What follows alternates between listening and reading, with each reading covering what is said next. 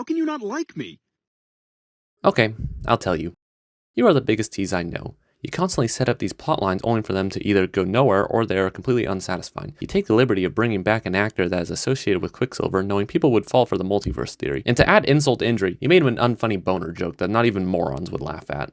And what really bothers me is that you pretend you're this really deep show that has so much to say. Well, you don't. You're just another CGI movie trying to be all deep and emotional. Yeah, I like big dumb movies, but at least I'm honest about it. I don't pretend that the hero is some tragic soul and uses a 5th grade visual explanation of the stages of grief to justify her actions. Because they aren't. Vision, who is nothing more than her caped vibrator, people don't know what toxic is till they've seen this. God, you're pretentious. And you delude yourself thinking you're this great Marvel masterpiece that has never done any of the ideas. I should have known that the series was going to be bad when it was revealed that Wanda was controlling everything. I think what I hate most is that Wanda is the bad guy, but you prop her up like she's the victim when she's literally holding the entire town hostage and they're going through hell. Even when she finds out that she's responsible, she still holds them captive because she wants to say bye to her fake family first for a cheap emotional trick. Oh, and by the way, having a black person in your show doesn't suddenly make you progressive, except you think you are. You leave out Doctor Strange because white man is bad, even though in a universe he would have come. You could have at least sent Wong to get some more Asian representation, but I forgot. You only care about them when it's convenient to their narrative. Your first 3 episodes are empty filler. It wasn't Agatha all along, but you know what? I could forgive all of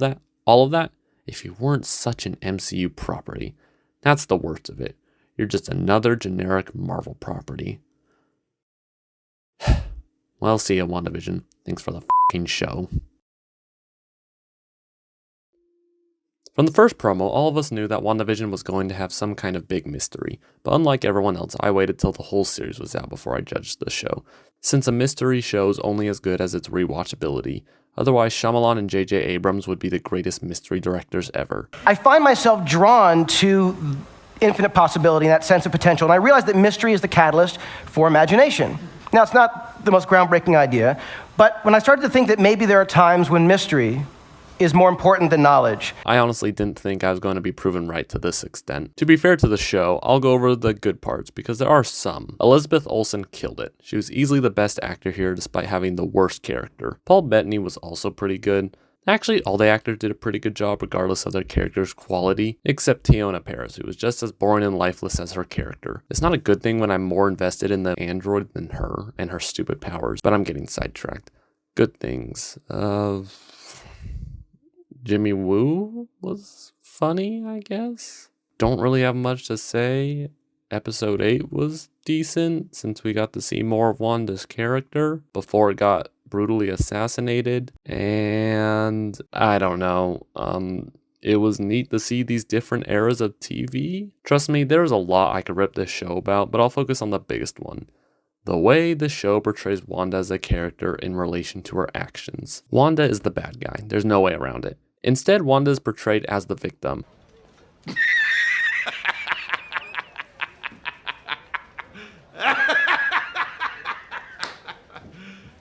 You serious? And one of the other characters even says, "They'll never know what you sacrificed for them."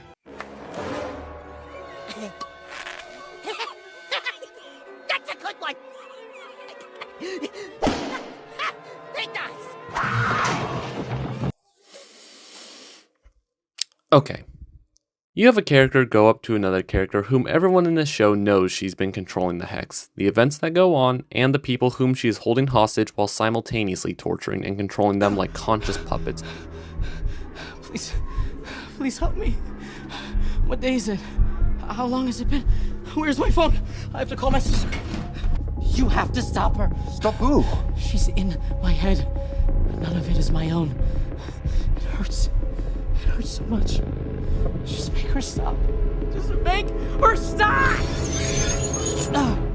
And the writers have the nerve to say that Wanda was the victim. They'll never know what you sacrificed for them. I'm sorry, but when you try to tell me that the person holding the town hostage and torturing them is the good guy because she's sad that her lover died, I'm just going to stop you right there. That is a terrible message to send. Oh yeah, you can do terrible things to others as long as you yourself are hurting. I think I can. You don't bother me. I won't bother you. I wish it could be that simple. You've taken an entire town hostage. I'm not the one with the guns, Director. Wow. This is not a morally gray situation. It is as black and white as the mutated love child between a panda and a zebra. While we are on the subject of no consequences, Hawkeye should also have faced some kind of repercussions for his actions as Ronin during Endgame. At the bare minimum, the other Avengers should have called him out on his actions, and in the Hawkeye show, the revelation of what he did should have seriously impacted Kate Bishop, who would have realized her hero has done some incredibly dark stuff. But whatever, we don't want to think of that kind of stuff when we could have goofy exchanges instead. Bottom line, it doesn't matter who you are, you should face the consequences of your actions, especially when they are just as twisted as these individuals. Being sad does not justify you doing whatever you want. Instead, we have the evil white male. Never mind that he's right about the situation, and while not thinking the idea through, he had better reasoning behind it than Black Friend's stereotype did. I ask you, what crime did he commit? Shooting kids? They weren't real kids. Try to kill an Avenger? That Avenger was holding the town hostage while simultaneously torturing them. Well, he's mean to Black Friend's stereotype. No, the only reason he's the bad guy is the amount of melatonin in his skin, or lack thereof, and the equipment he's packing downstairs. I got a little secret for you, WandaVision. Come here. Now just a little bit closer. Everyone has experienced pain and loss. Quote a great Marvel property. Oh, boo-hoo, my wife and child are dead. Oh, I don't care if it's mean. Everybody's got dead people. It's no excuse to get everybody else dead along the way. I don't know what else I can say. This is not a good show. And if you liked it, more power to you. But man, I haven't seen a series crash on the landing since, well, everything else that's come out in recent years. Smooch like you're kissing your sister. I said kiss it! I just want to talk about one more teensy little thing. The big Vision CGI fight was one of the most pointless, forced MCU things to ever happen in the MCU. But the ship of Theseus was a nice change of pace. Too bad we had to endure a stupid CGI Superman fight. That's it. I'm done with the show. If you're curious about what else I didn't like, I refer to you to the opening. Goodbye. Okay, so what am I gonna do next for a video idea? Well, that's a terrible idea. Which is the only kind of idea we have left.